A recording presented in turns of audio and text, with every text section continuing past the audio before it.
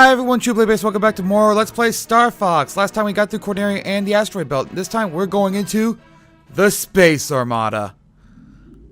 A lot of people know this stage. Who play this game? The Space Armada consists of powerful battleships. Destroy their energy cores. You bet, and let's get ready for an awesome round. Here.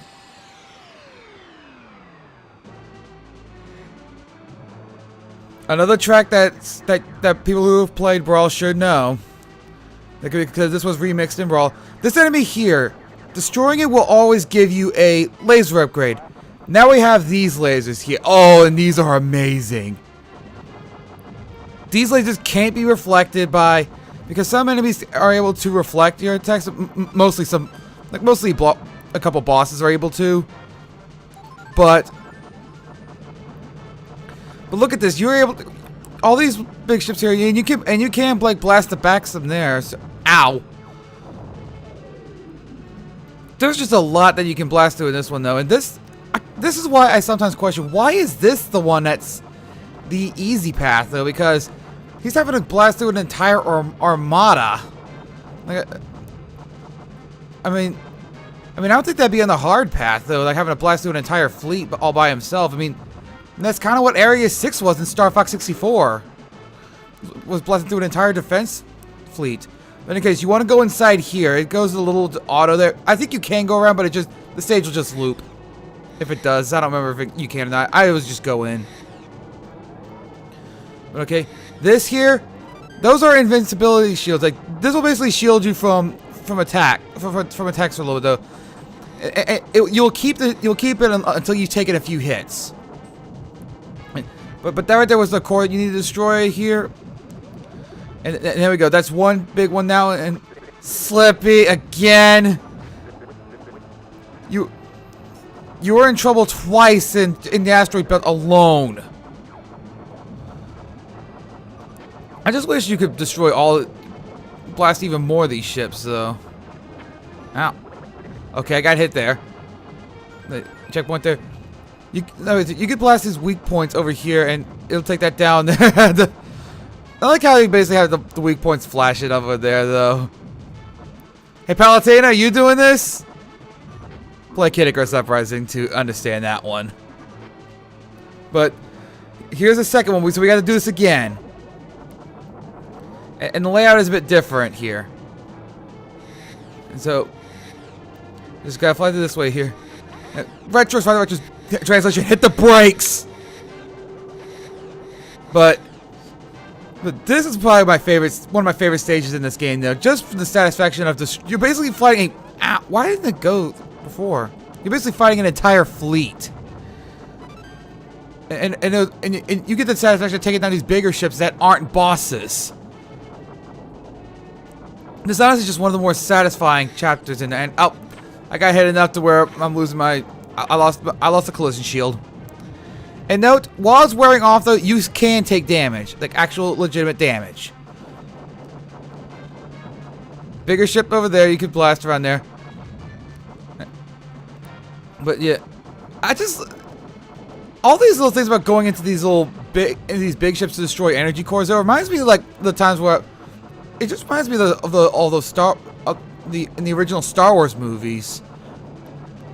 Particularly in the last one, chronologically, the one that where they basically destroyed the energy core of the supposedly improved Death Star that was incomplete. But I think that's part of why I like this game so much. Is I like Star Wars, especially the original ones there, and it was just a lot of fun to go through. But now we hit the mothership. Ba ba ba. Now that we're gonna go to autopilot for this part here, gotta navigate your way through here. Now you can shoot those to make the reverse direction. Oh, which way it'll open up, but you do have to be careful though, because multiple hits will send it back to the original. You just go back and forth. I personally just leave them alone. But now we got up there. It's gonna go down. That one's gonna go up. The arrows are pointing in the direction where it's gonna go, so not which way you should go. All these enemies are easy to blast, especially if you've got the upgraded lasers. But I'm gonna go through here and now we got a little bit of autopilot. I mean, the game's gonna do this by itself. This is autopilot stuff. Like, just really going into this little part here, it is just really cool.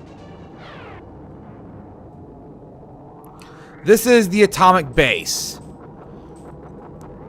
Do you see those pylons off to the side that are creating those little electric arcs there? Those are your targets.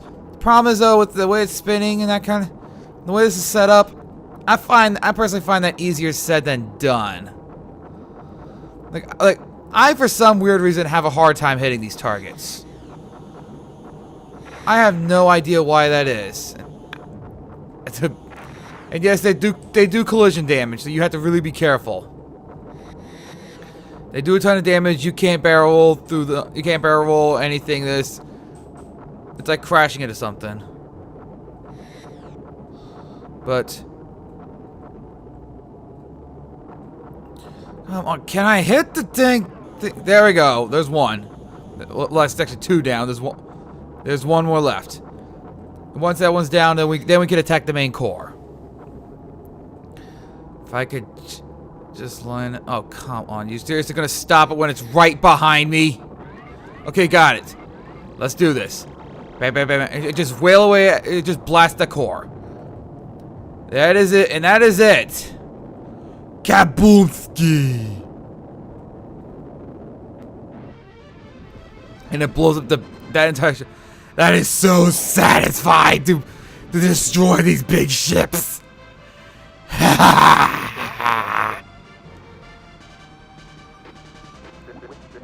But yeah, gotta go through the usual, check on everyone there. No one's taking any damage.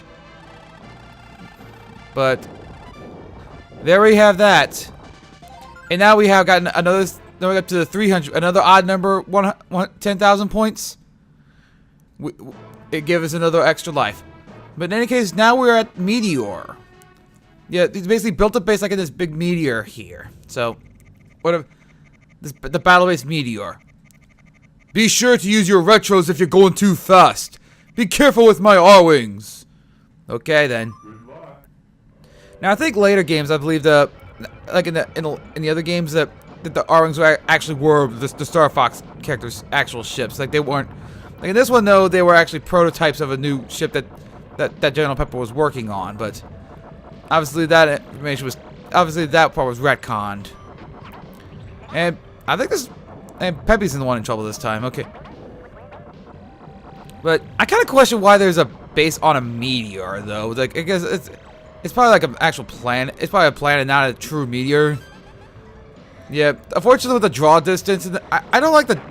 I know this is Super Nintendo, but the draw distance in this one can get a bit tough. What? See, that's what I mean by the draw distance, though, and with how fast you're going. But that is where General Pepper's hint for this one comes into play, is to use your brakes. It's like because you're gonna, like especially that earlier part though, you're gonna need your brakes, unless you want to take a good amount of collision damage. Which that probably does the most damage of anything in this game is collisions type damage. And we got these little helicopter enemies, so I don't know why we have like enemies who. Peppy, really? That's Slippy's job to get in trouble at this much. But in all honesty though, again it's randomized though. It's just thanks to all the later games though, it's just everyone hates Slippy. But I do think it's kind of cool that they build. Again, I kind of question that we're basically battling on a meteor. No, I just kind of question the logic behind building a base on a meteor, but I gotta look it up and see. I gotta look it up, but I think it just could. That's the way it is. Oh, I'm sorry, Slippy. I was gonna assume that you're gonna be the usual incompetent self. Dang, that was harsh. But yeah, it's like I usually just don't block. If you let those enemies be, the characters will shoot them eventually though. But Falco's the one in trouble. Okay. Falco, really? Why is it that every time I help... Why is it every time I help you, you're like, mind your own business? You're even like that in the other game, too. Like, you worry about your own high.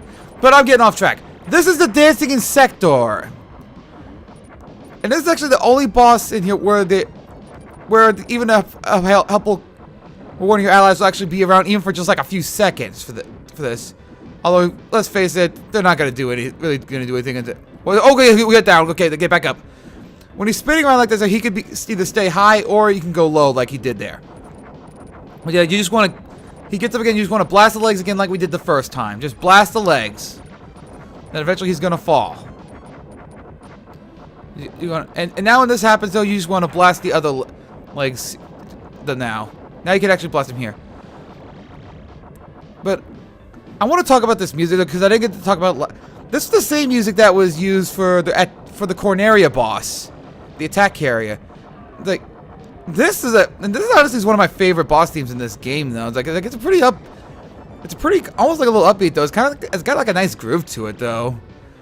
I remember I want to say it was like I remember there was like one guy that like CJ0 who talked about this boss theme at one point. It was a really cool theme, but again, just blast the legs, blast it when it's done, dodge it though. It's really not a hard boss. I got caught up in talking about the music to really talk about the boss, but that's really, like I said, the boss is pretty simple though. You just gotta worry about dodging his attacks. It's not too bad though. But there we have that. Oh, and 95%. Oh gosh, there goes my perfect run. But in any case, that's the end of that's it for that meteor. Next up is Venom, but I think we're gonna end this off here. So next time we're gonna tackle Venom and end this war with the light system. Andros, you're going down.